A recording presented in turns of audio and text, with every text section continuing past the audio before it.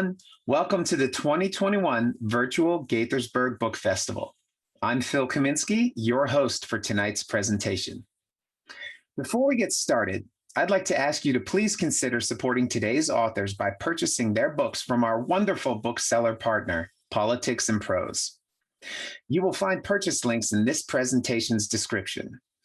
When you consider all the hardship we've been through over the past year, it's more important than ever to support local and independent businesses as well as one another.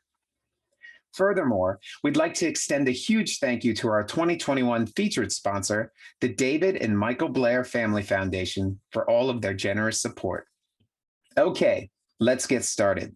Today, we have two award-winning authors here to share their compelling stories about the struggle to survive when there's no one to help. Two teens face enormous challenges and dangerous situations as they make their own way to and in America.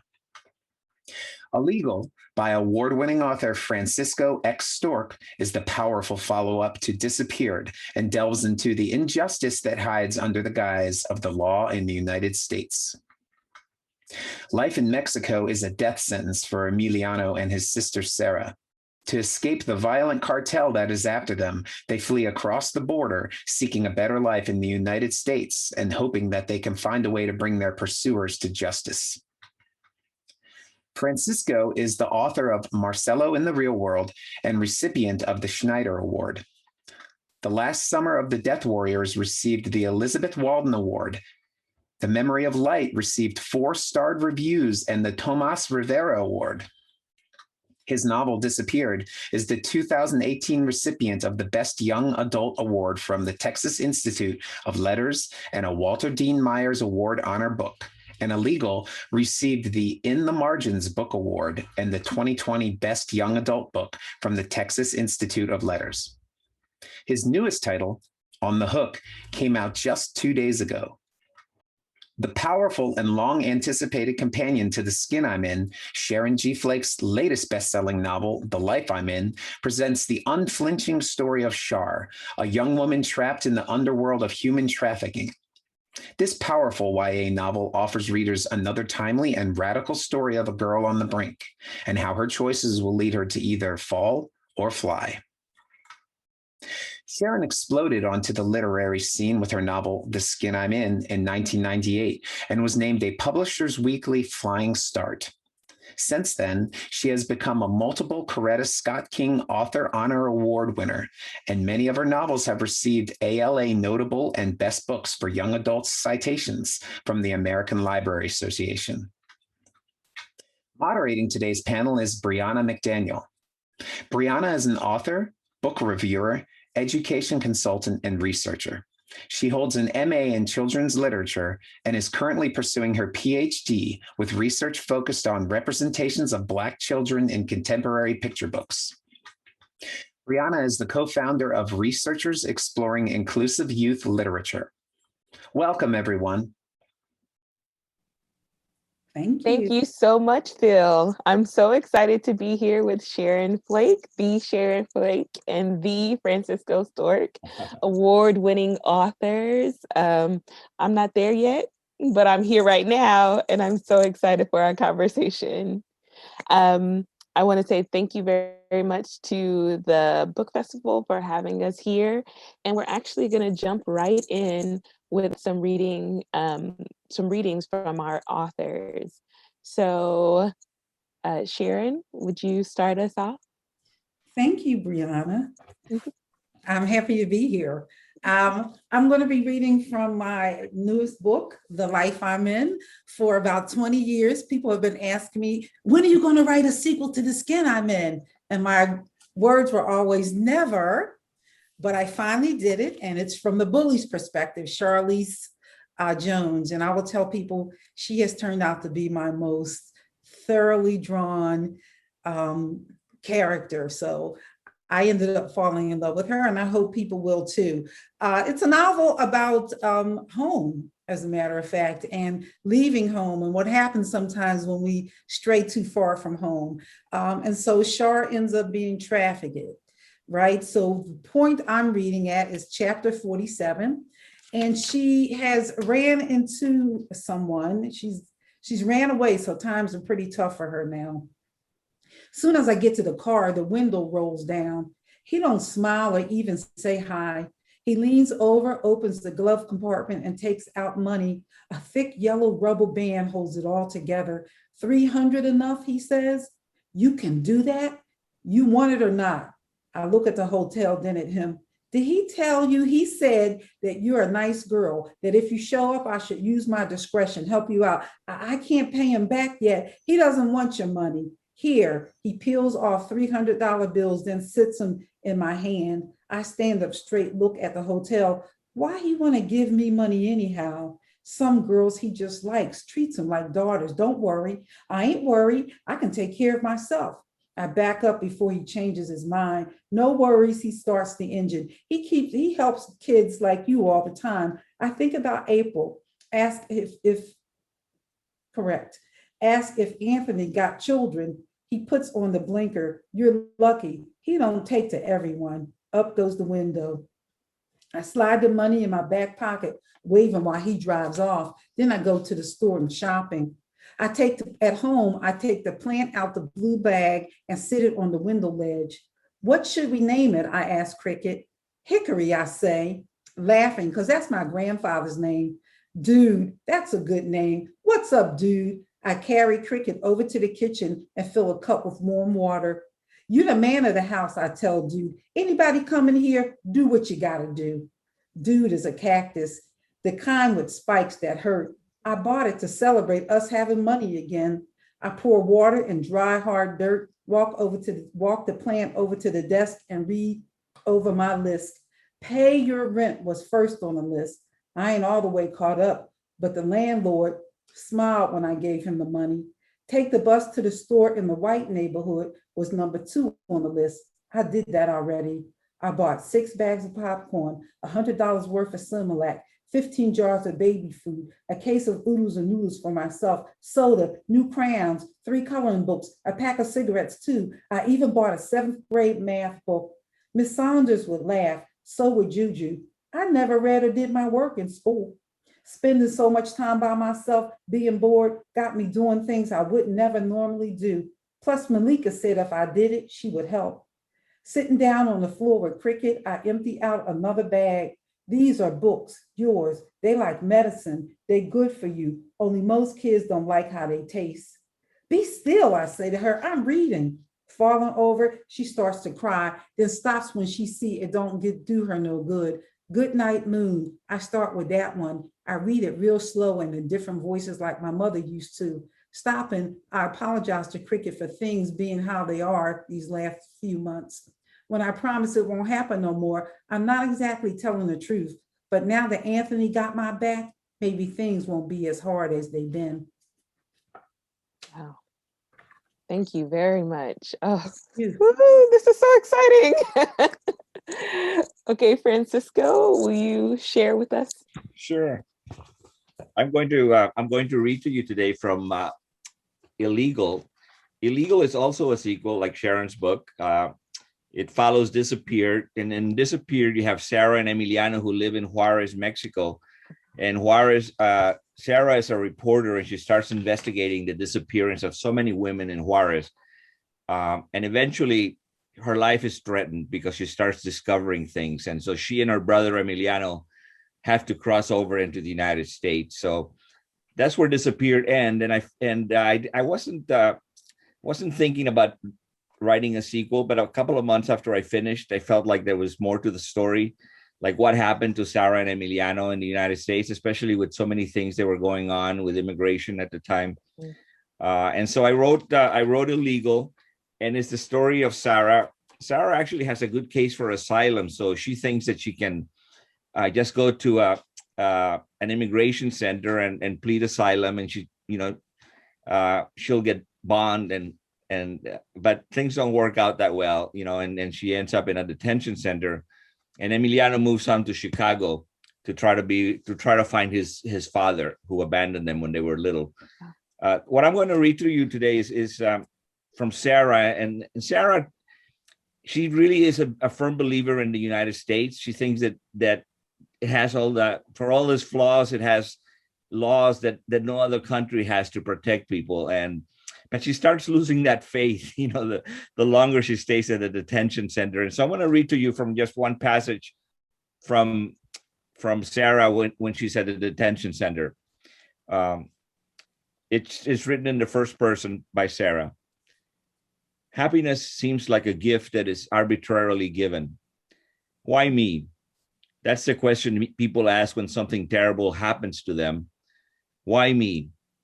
But shouldn't we ask that same question when something good happens? Why am I allowed to enjoy the bounty of freedom of this country and others aren't? It seems as if the only way to be happy is by deliberately ignoring the unhappiness of so many. Sandy, my friend, thinks that I have the beginnings of PTSD, or maybe I'm already in the throes of it. She says it wasn't just a hurt in the head that hurt me. The threats by Hinojosa, people machine gunning my house, almost getting raped and killed in the desert, the loss of home and family, the constant fear that I might lose Emiliano, all of those things affected me. It will go away and you will be Sarah again, Sandy says. And I believe her. I will see light everywhere again, along with the darkness that I have now experienced. I will. And I will find a way to work for that light, to add the flame of my small candle to it. But I don't know if I will ever be the same Sarah again. It's not possible to have the sorrow and hopelessness, to have seen the sorrow and hopelessness in the eyes of those women in that detention center and ever be the same again. I will stop here for now. This writing seems so poor. I don't know what other word to use for it. So poor. But what can I do? All I can do is try to tell the truth. It is all I have. I will try again tomorrow and the day after. I will try to tell the truth because trying is all. Thank you. Oh my goodness.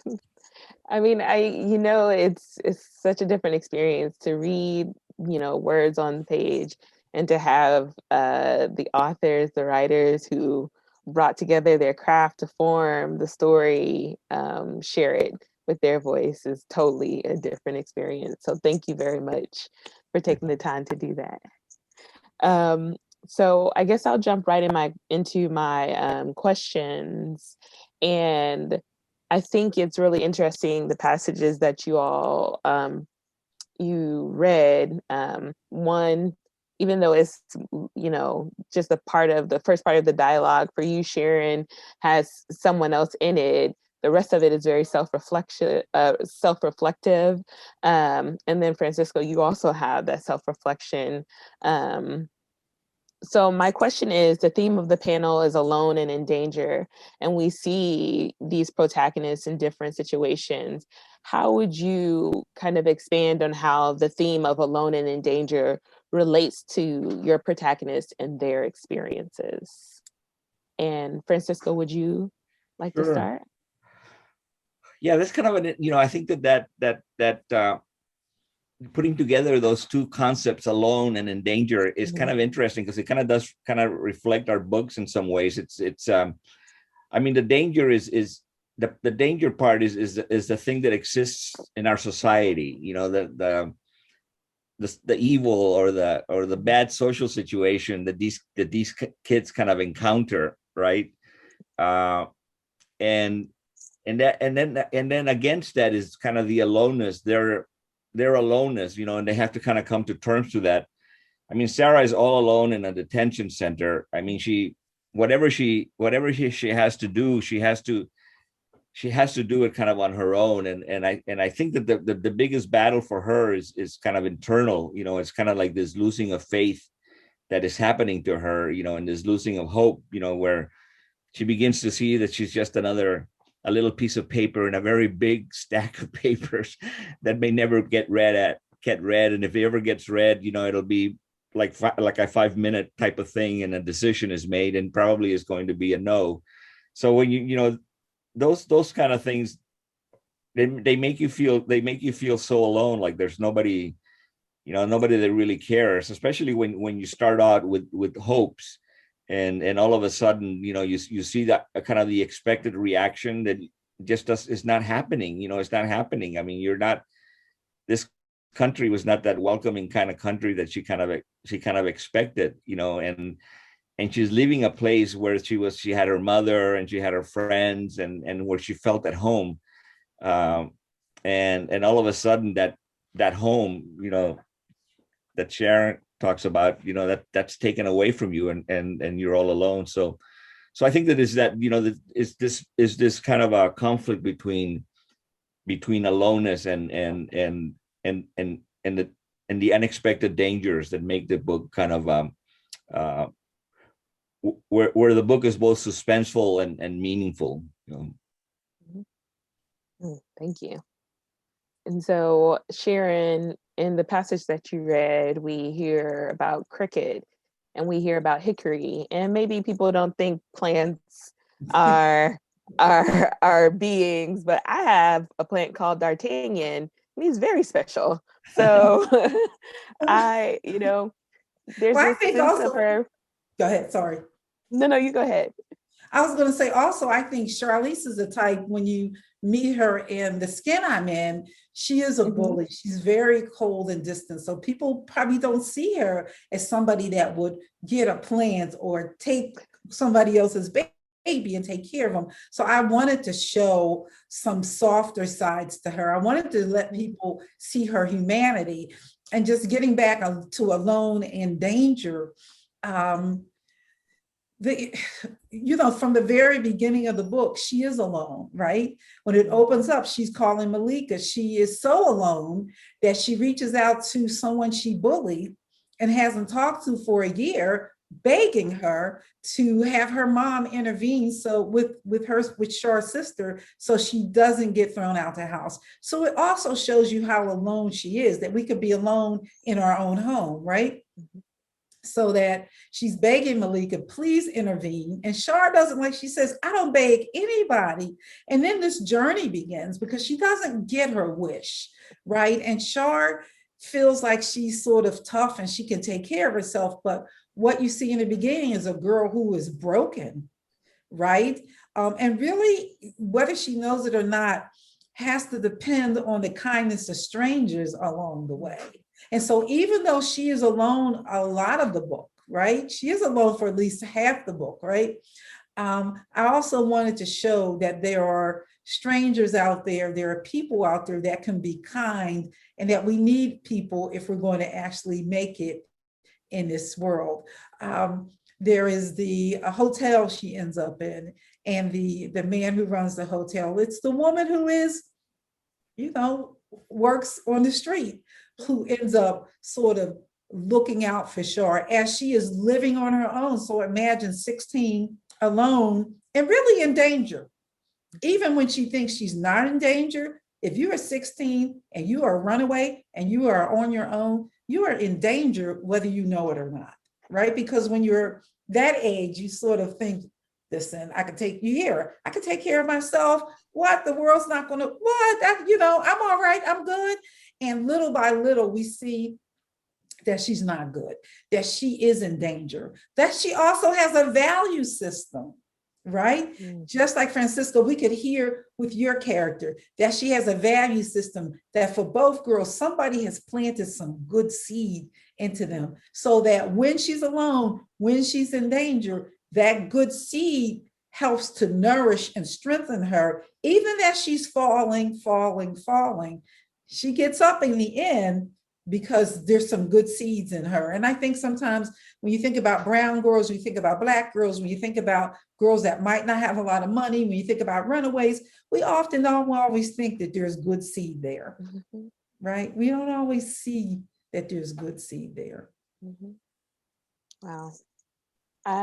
It's so interesting that you all are both kind of building out these journeys for these characters where they are coming to terms with their brokenness, or in the ways that the systems are trying to break them, the systems that exist that tell women, people who are undocumented, kids, young people, that the space that they take up a lot of times is too much, so they should be quiet and they should be accepting of their situations, and they're trying to like kind of break out and build for themselves these different avenues to understand what life is throwing at them. So it's so interesting to hear you all kind of build out on their journeys and their vulnerabilities, because you're right, there is this constant state of danger that, like how do you when you're it's this limbo, and how do you move out of it at the same time you're just trying to exist. You're not even at a point where you can think about maybe thriving. You can hope for thriving, but you're just trying to survive. It's very interesting to me. One of the things that you mentioned was that the system kind of makes some of the young people kind of like feel out of place or feel like they're not worthy, and it's what I'm really interested in is what happens in the minds of the young people when they're confronted by these images that they have of them, right? So that Sarah encounters a system that's not looking at her the way that she looks at her. I mean, she is aware of her good seeds. I mean, she is a good person, but all of a sudden, you're encountering people are and laws and institutions are looking at you in a different way. And I think that for me is like what happens inside of the person. How are they going to overcome, or how are they going to negate the image that this system is trying to impose on them? Are they going to find can they find the courage to recognize those seeds that Sharon talks about and hold on to them in light of this kind of barrage of negativity that you encounter? So that's kind of like the journey in the novel is a person kind of coming to terms with who they are, with recognizing the goodness in them, and those seeds, and holding on to them. Well, Francisco, those systems look different ways, right? Because she's looking at the government, your character, immigration, and Charlize is faced with the system of trafficking, right? Yeah. Which is it's a whole world, a financial enterprise. And once she gets in there, holding on to who she is. And I think that's the thing, that she never loses sight of a home and of who she is. But she's developing and sort of coming to terms with who she is along the way, right? Because she's been told so much that she's not this and she's not that. But just holding on, there are all kinds of systems that young people can fall prey to or be victimized by, right? And I think sometimes we think only girls with certain ethnic groups or boys who have certain zip codes, but anytime children walk out of their door, they have walked into some sort of system, right? School system, right? Maybe you work at McDaniel's, another kind of system. And so what happens when you walk out of your door and you encounter another system, another world, and trying to remember who you are and hang on in the midst of all of that. Yeah. Wow. My hands are so sweaty. I'm just going to be honest. So I just need to wipe them very quickly because this is so good, but I'm also so nervous. This is such a good conversation. And I so appreciate. Oh, I just got a napkin handed to me. Thank goodness. This is so fantastic. And actually part of our conversation that we're having right now leads into my second question, which is that both of your books bring forward critical social issues like immigration and human trafficking. Why is it important to you that you use your craft to bring forward conversations about these subjects? Maybe it's related to this deep knowledge that you both have of the vulnerability of children in these different situations, or the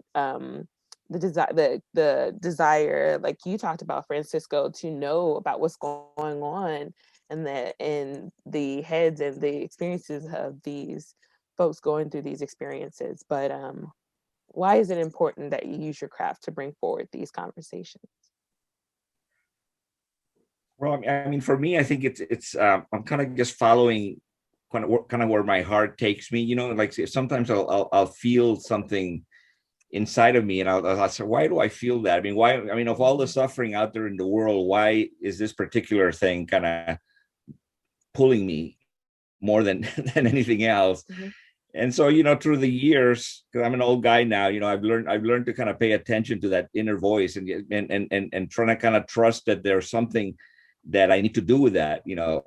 And so it was, you know, in many ways, it was also like the story of these women in Juarez that just disappeared by the hundreds and hundreds. I mean, Juarez was the leading capital in all the world of women who disappeared. Sometimes their bodies were found. Sometimes they were, you know, they were human trafficked and so forth. And so maybe because I lived there, you know, maybe because I'm Mexican, maybe because there were so many negative images of the Mexican American on media, then I wanted to show like some heroes, you know.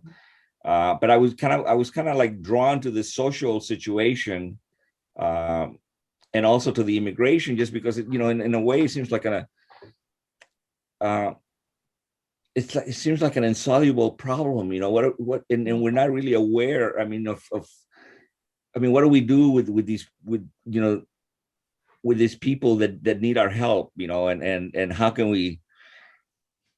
I feel that the books are in a way kind of a way for me to try to answer some questions that I don't have the answers for, you know, and also a way to deal with these kind of like these emotions that I'm drawn to, and I, you know, I'm a person of faith, so I kind of feel like there's a reason for those kind of things, and that I'm supposed to use my talents to try to move my little grain of sand of good, you know, to the extent that I can. So this is the best way that I can do it, you know.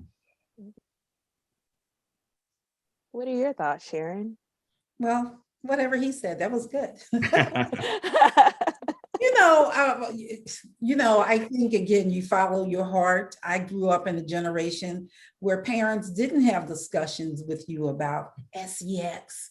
You know what I mean? They didn't have some discussions. There were other types of discussions, right? My parents, my father was raised in a Jim Crow South. So there were lots of discussions about what it was like to be Black in America, to have lived in the South, and that to be an American and that sort of thing. We had other discussions, but not so much about relationships and things like that teenagers 14 and 15 really, really care about. And so I've always wanted to tell stories where I thought young people had a voice and wanted things that were important to them, right? And I could see that trafficking was just this uptick over the last 10 years. And when somebody asked me about writing a follow-up novel to The Skin I'm In, I gave my typical answer, nope, not happening. But if I did, it would be about Charlize Jones and human trafficking. And then I went home and I started writing. What I wasn't aware with Char was that there were aspects of her life that made her vulnerable to trafficking, right? Her parents were both dead, brutally killed, and she had not resolved that at all or worked through that. She had been left down twice in 7th grade, and her sister doing the best she could, but throwing parties to raise money. So you had grown-ups roaming through the house. And when I started doing my research, I learned that even one encounter with social services can make a kid vulnerable to trafficking. And looking back at Char, I'm thinking, you probably had to have at least one encounter. You know what I mean? And so I just, want to tell good stories. I want to tell compelling stories. I want people to see young girls, especially young Black girls, thoroughly. I don't want to shy away from tough subjects because people think certain ways about girls of color. So I want to be able to tell those stories and show you the nuances. And that's what I mean about Char. She's probably my most nuanced person, right? Somebody that is angry somebody that is sad, somebody that is funny, somebody that is a caretaker, and then you see your coloring, because I never want you to forget. It's easy to forget that both of these girls are children. Depending on where you come from and what lens you look through, it's easy to think, well, they just deserved it, earned it. They didn't do something. She is a 16-year-old child. She does not deserve what happens to her. But I tell you what, she fights like heck, right? And helps some other people along the way. And she rises up. And I have people writing me saying, oh my God, I didn't like her in the skin I'm in, but I love her. So I'm happy. Good. Wonderful. I wrote a follow-up question to that question, just because I think it is phenomenal to see these characters kind of unfold, to see these characters develop and learn more about themselves. But I wrote a book called Hands Up, and it's a picture book, and it's about a little girl, me trying to show her sad and frustrated and happy and getting her hair done and doing things, at the same time contending with, this moment of trying to express something that seems ludicrous, like Black Lives Matter. It seems weird that we have to say that in order for people to see it as true. And that was a hard process for me. It's a very short picture book. So my question to you was, thinking about your writing and unpacking trauma for your characters, how do you kind of work for yourself and find balance for your own emotional health and development as you are writing this trauma out and building out this trauma? Do you have any tools or techniques that you use to find that balance for yourself as you write? Who you asking me? I'm asking you, Sharon. I'm sorry. I was looking at looked you. like you were looking at me, but I thought it's probably because we're on the screen. But we're on Zoom, so I was supposed to say, Sharon, could you share some?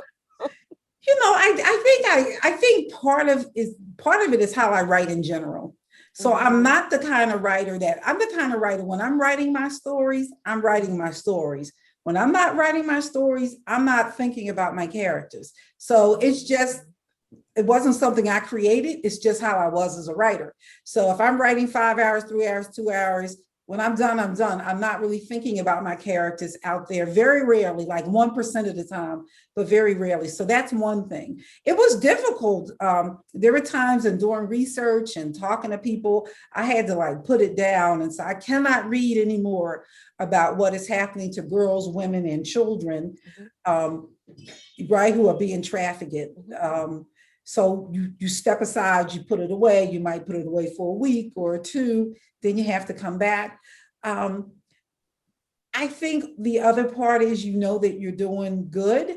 I am looking at more than, even though it's a book about human trafficking, it's also a book about second chances.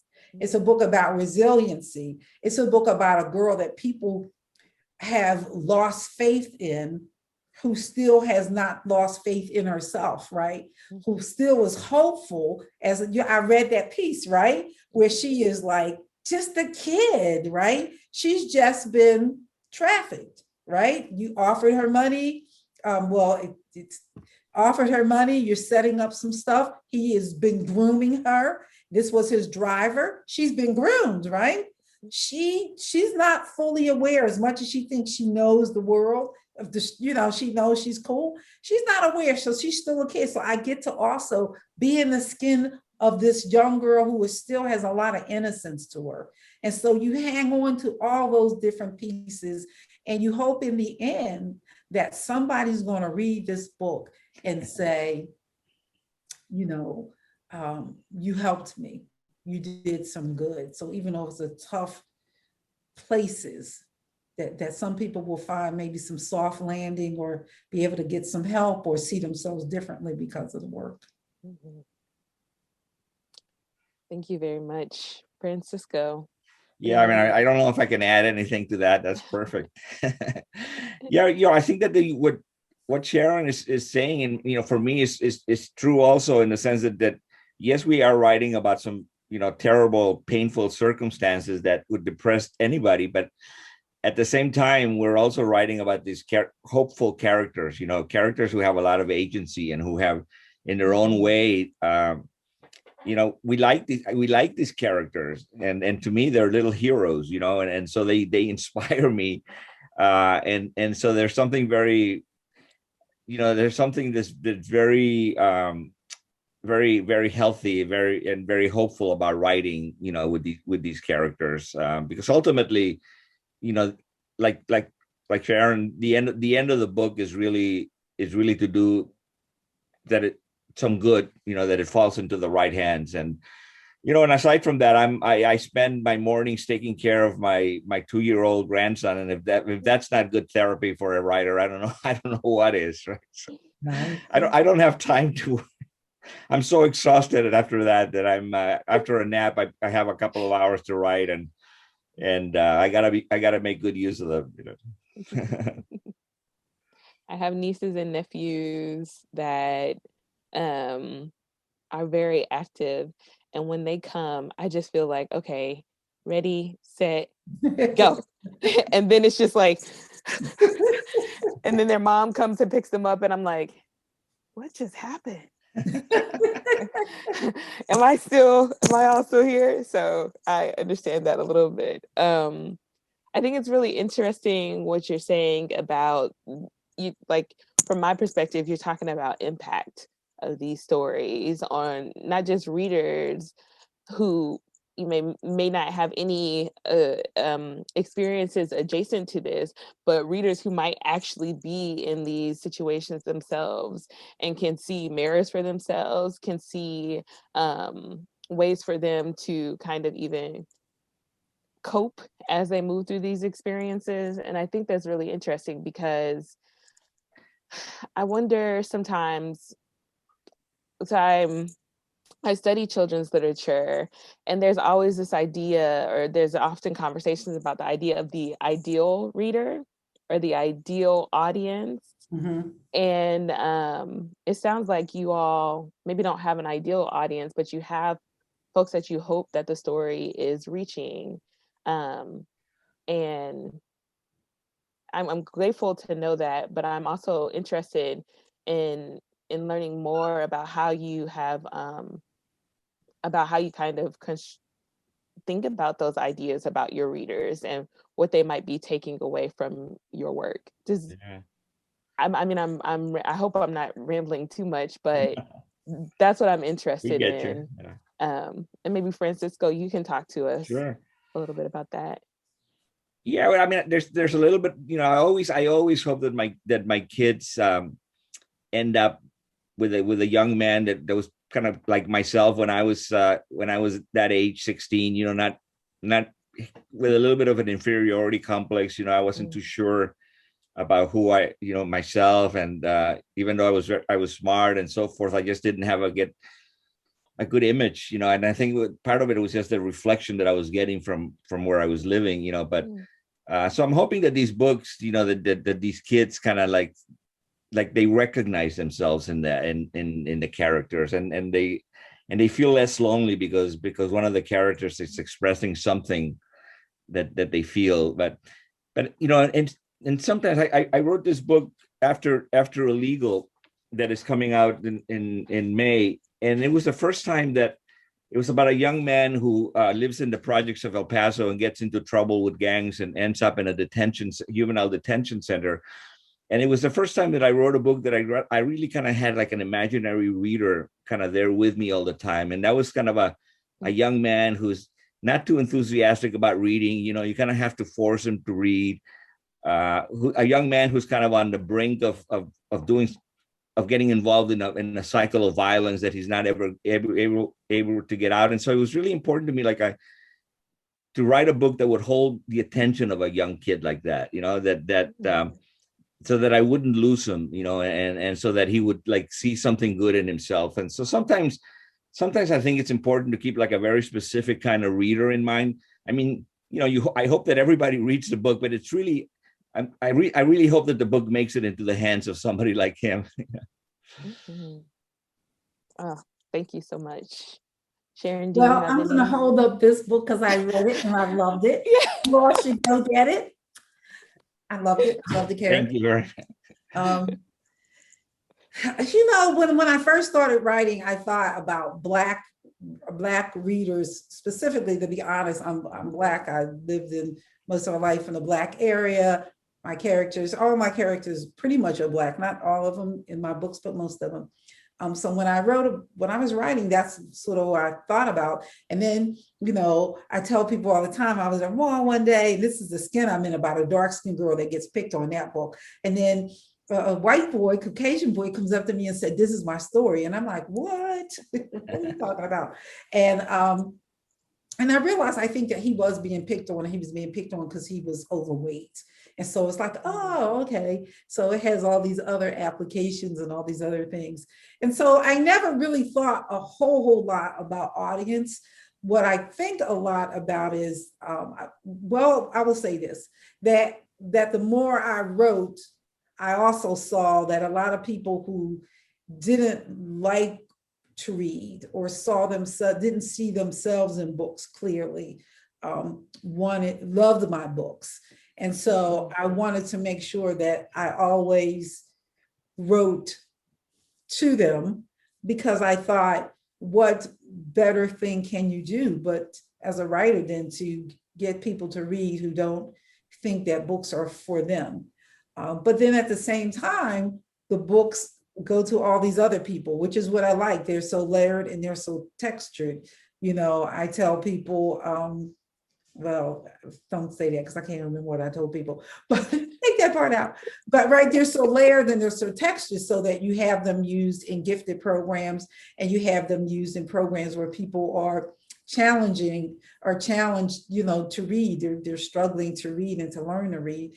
The skin I'm in just came out in Italian, so you have someone in Italian reading, Italy reading it, and then you have somebody in my hometown of North Philadelphia, people seeing very different things, right, within that book. But everyone hopefully seeing, for me, African American young people, and being able to see themselves, and again, the complexity, right, of humanity, right? So that you understand that, we sort of do in North Philly, which is where I was from. I'm like, guess what, guys? We eat turkey at Thanksgiving too. We're not aliens here. You know what I mean? So again, just feel gifted and blessed to be able to tell those stories and reach those audiences. And when you have good publishers who can help market those things and don't put books and your characters into boxes, then you can find an audience almost anywhere. Mm-hmm. I think that's really cool. I think it's because I think when I wrote my book, Hands Up, I thought, okay, I want Black kids to see themselves being celebrated. I want them to see themselves being sad and frustrated and happy and falling down and getting back up. But then I asked for some of my friends, to send me signs. And one of the signs that a friend sent me, because there's a protest at the end of the book, one of the signs that my friend sent me was a sign that no human is illegal. And one of my best friends her name is Melise, and she's from Durango, Mexico. And we've had these different conversations about having kids and what we want our kids to read and see. She has kids. I don't have kids. I have nieces and nephews. And I was like, oh man, she has a son now. And like, what will it mean for him to see Spanish in this book? What will it mean for lots of different people to see themselves in small ways through this character, this little girl, her name is Vivian, going through these different experiences? But both of you all have provided all of these different ideas now that are racing through my mind about like what it means to be, even to kind of have intention behind the fact that we are writing for someone. We don't know who that person might be. We don't know what they might take away, but there's purpose. Sorry. And your integrity as a writer, right? I want you to know that some Black people, or a lot of Black people, speak Black English. I had somebody told me, that I'm not apologetic about the communities that I write about, and the girls that I write about, and the voices and the experiences. No, I'm not going to be apologetic about it, right? But with 2 million books sold, right? And going around talking to all these young people from all over the place, I know that if you build it and you build it correctly, right? And you build it with intention and truth, people will come. People that look like you and people that don't look like you will show up at the party.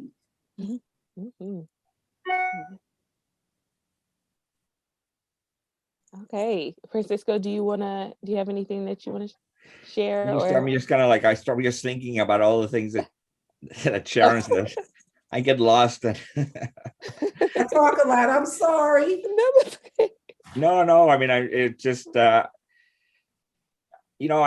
was it? Maya Angelou said, I think that we're more alike than unlike, and I think that sometimes we forget. I mean, yes, we are writing. All my characters are Mexican American, right?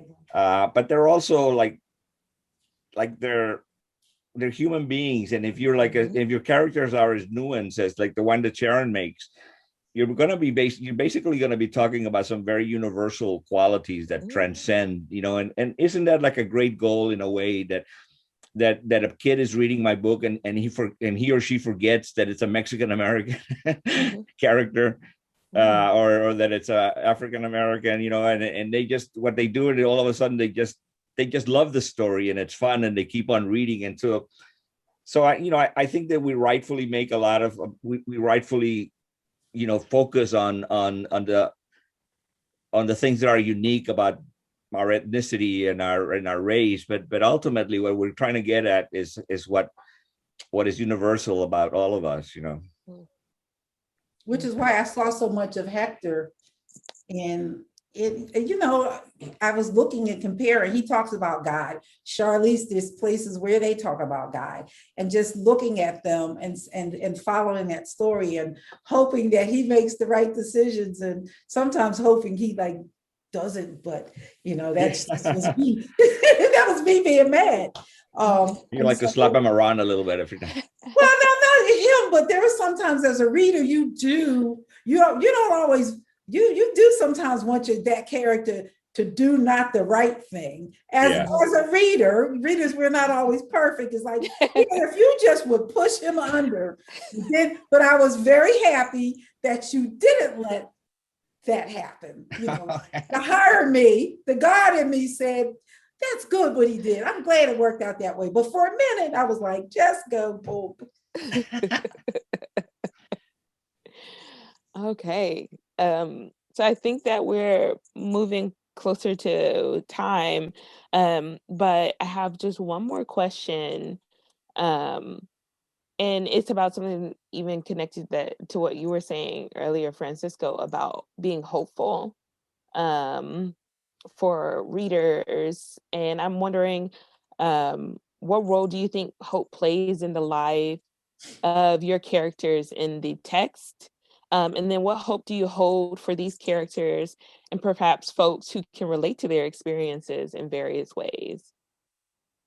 So, Francisco, would you? Sure. I mean, I think that it's all, I think that one of the nice things about writing for young adults is that it's okay to end a book with hope, which is not necessarily does not necessarily mean a happy ending, but it doesn't really mean that hope in the usual sense that the kid's going to make it rich and be very successful or whatever. It really just means kind of like that the young character has understood himself or herself, and has understood his or her uniqueness and has appreciated his or her worth, and to have that, and then to have some kind of like power to decide which way to go in her life or his life. And I think that we have to redefine hope a little bit, because a lot of people are not able to transcend the hard circumstances in what they live in, and what they need is kind of like the hope to remain true to those seeds that Sharon spoke about, even in those difficult circumstances. But yeah, I mean, I hope is what I hope the young reader takes from the book. Thank you very much. Well, What are you about, Sharon? Sorry. Here's how hopeful I am. There's going to be a third book to this. The I Am series, and it's going to be told through John's perspective. But Shar has a big role to play so people who meet her in the life I'm in and are hopeful about her in the end will get to see her in a really big way again. I think there's a lot of hope in the book. There are a lot of, my hope shows up in the form of people who show up to help her on her journey. I mentioned some of those people. The times when she's alone and she's laughing, the times when she is, lifting up other girls. The hope is when she reaches out to Malika, her nemesis, right? And Malika sort of holds on to her hand just a little bit, but as the book goes along, she holds on even tighter. So there's hope that in severed, fractured relationships, there can be healing, right? There can be restoration, and there can be second chances for you, no matter what your situation has been, right? Whether you've been trafficked or not, whether you've dropped out of school, made mistakes in parenting, there can be second chances. And so that's my hope, is that we just, realize that nobody's perfect. We're all on this planet together, and let's just keep it moving. But it takes a while to get there. When I wrote The Skin I'm In, young people said, why did it take so long for Malika to like herself? And I said, because things don't happen overnight. Nor does it happen overnight in this book, nor will it happen in life, right? Because even though Shar was like, hey, reaching out, I'm ready, sort of, Malika was like, oh, wait a minute now, you have messed with me. I'm not just I'm holding on to your pinky, then your finger, then your hand, then your arm, then I'm hugging you. So I think there's a lot of hope in the book. Yeah. There's this singing group called the Winans, and my mom introduced me to them, and there's a song that they have called Restoration. It's one of my favorite words. It's one of my favorite themes to see realized in book. Is this idea of hope and hope for restoration and recovery.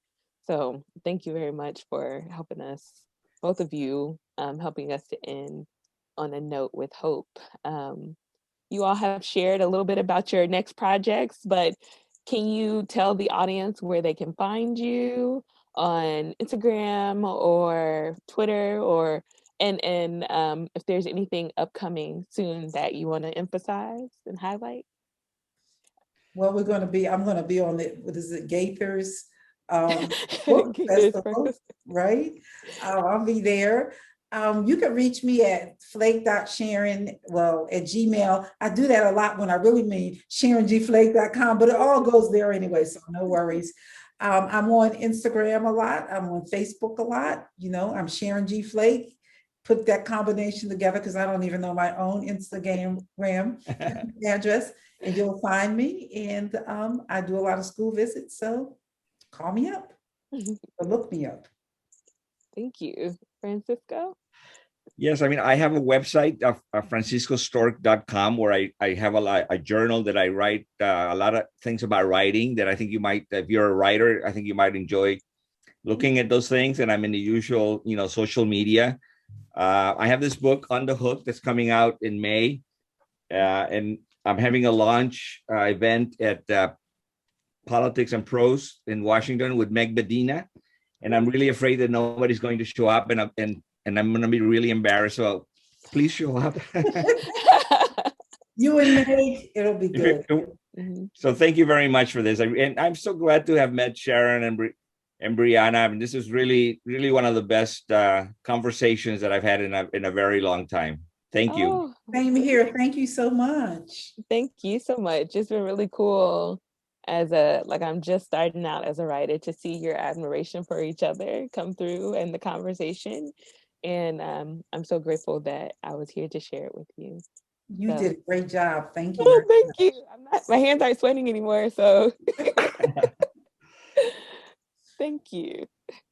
What a fascinating presentation and discussion. Thank you both so much for sharing these incredible books with us today.